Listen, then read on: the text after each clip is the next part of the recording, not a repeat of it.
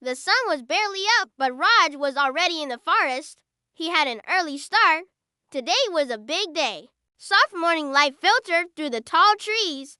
Birds chirped. 16-year-old Raj sharpened his axe. The blade glistened. He hefted it, feeling its weight in his hand, and Raj voiced over. My father always said trees are not just wood. They hold stories, strength, and a future. Taking a deep breath, Raj swung the axe. It bit into the tree. The first cut was the hardest. Once started, though, the work flowed. He chopped, he sawed, the rhythmic sounds echoing through the silent trees. The forest echoed with the sounds of Raj working. Back at the little village, the sun climbed higher. The air grew warmer. Wiping sweat from his brow, Raj finished marking the trees.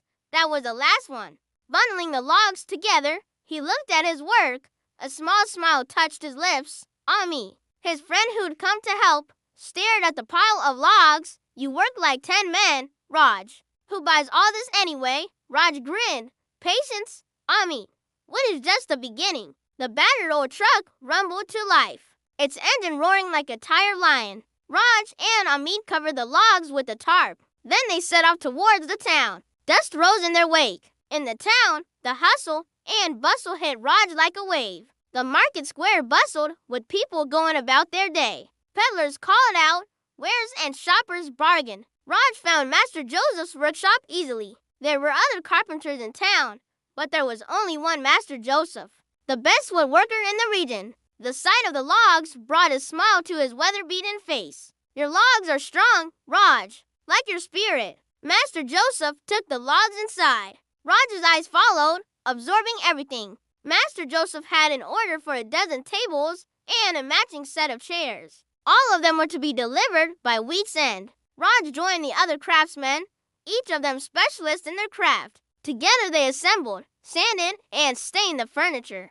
As the days passed, the pieces took shape, each stroke of the chisel, each tap of the hammer, bringing them closer to completion. Raj learned from the masters, his hands becoming deft, his movements precise. Finally, the day of delivery arrived. The furniture was piled high on the truck. Accompanied by Master Joseph and 2 others, Raj drove to the market. Setting up their stall was a flurry of activity. Raj arranged the chairs and tables, each piece finding its place.